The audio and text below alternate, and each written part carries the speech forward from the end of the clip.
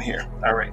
So, God helped me notice when fear starts writing the stories about my future. Because we don't know what our future is. We don't know what our future holds. We don't even know how to make our future work. So teach me to interrupt lies before they become expectations. I could stop right here with this sentence, spend the whole time on this sentence because it is so pertinent to what we're talking about today. So God help me to notice when fear starts. Help me to notice when fear starts. Help me to notice when fear starts writing stories about my future. Teach me to interrupt lies before they become expectations. And so the truth is, fear often speaks in prediction form. It tells you when it's going to happen, how it will end, and why you will not recover. If you do not challenge those thoughts, your mind begins to prepare for defeat before the battle even begins. Capturing thoughts means refusing to let fear act like a prophet in your life.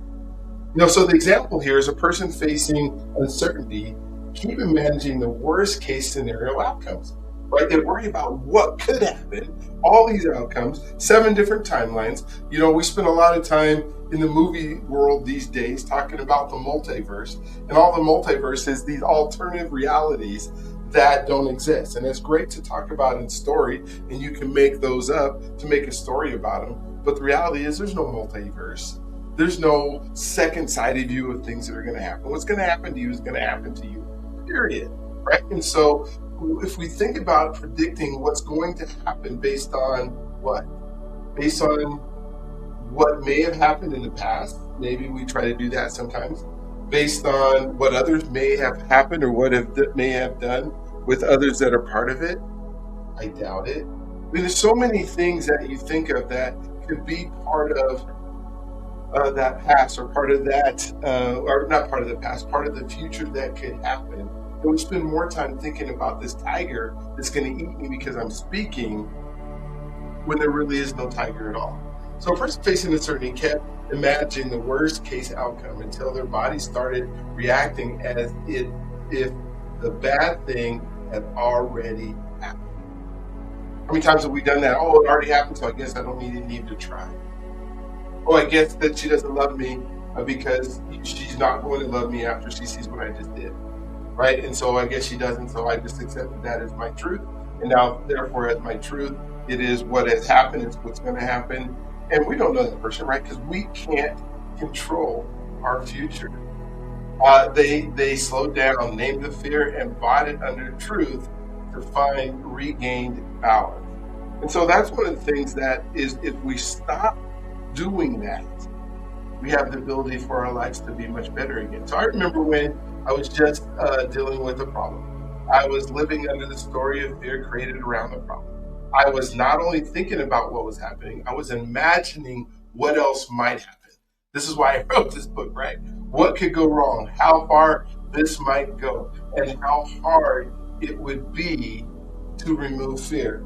It had a way of filling in the blanks with darkness. And the more I let it run, the more it felt believable. The more it felt believable. I'm just going to make this a little bit bigger so you can see it. My mind started acting like the worst case scenario was already on the count.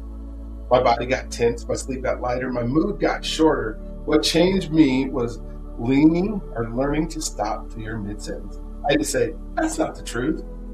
It's not even close to the truth. I use my affirmations to go, wait a minute, everything works out for me because I avoid distractions, right? Everything works out for me because this is the person that I've become. That's the fear-based projection. I began replacing those. And remember, the key word here is replacing. We can't just remove those thoughts. We have to replace those thoughts. We have to replace those thoughts. Imagined outcomes with that, I actually knew God is with me. God is with me.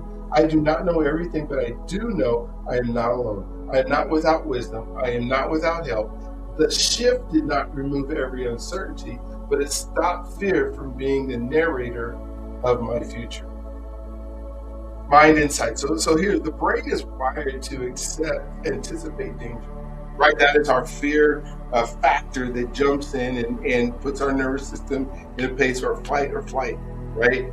Fight or flight. So we're going to fight, we're going to fly, or we're going to freeze. Freeze, fight, or flight, right? So it anticipates the danger. Hey, this is not a good place for me to be. I'm alone in the woods. I'm hearing noises. The predictive function helps protect us, which is okay. It's a predictive function, and it does help to protect us. But there are no tigers, right? Help protects you. But under stress, it can become overactive and start treating imagined threats like probable realities. This is connected to the brain's threat detection system. The brain's threat detection system, especially the amygdala. I gotta figure out how to say this word. Amygdala. When fear-based forecasting keeps repeating, your nervous system can begin responding before amygdala. Okay.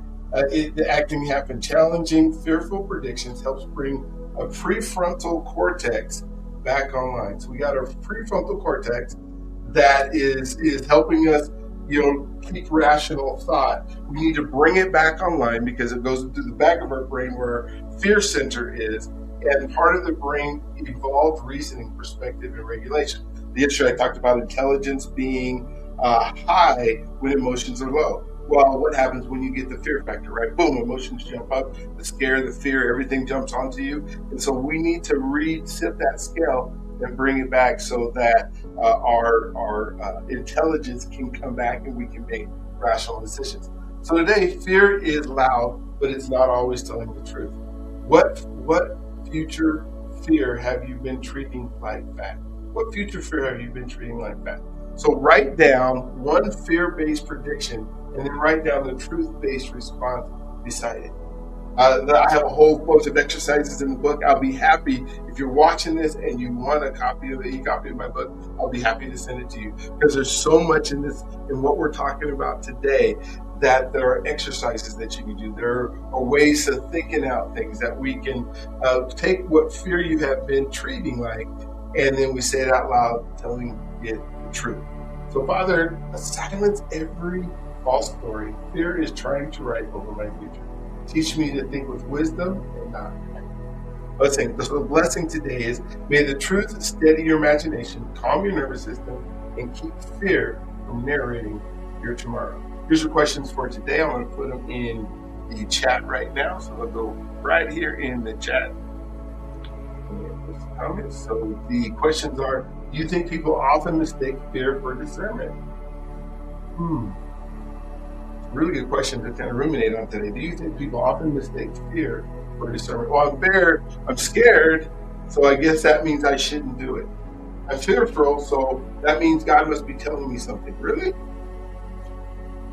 Are you just fearful because you don't? It's the unknown. It's something you haven't come across before. It's something you're not doing. What helps you stop worst case scenario thinking? Thinking about the present, thinking about what you're going to do right now, thinking how to solve it. Because realizing and really saying, wait a minute, there is no tiger, there is no tiger, there is no tiger. Why am I thinking about something that I do not know if I'm going to come true? I will deal with it if it happens. Right now, there's no reason to ruminate on it. There's no reason to think about it. There is no reason to spend time in a future that doesn't exist. I would say the word today would be get out of the multiverse. Get out of the multiverse. You don't deserve to be in it. It doesn't exist. Why is it important to challenge fearful predictions early? Why is it important to challenge fearful predictions early? Because that way you can get out of the multiverse. So really cool on our devotion today. I might even jump into it again tomorrow, so we just kind of talk about it a little bit more tomorrow. But what a great day. What a great thought. So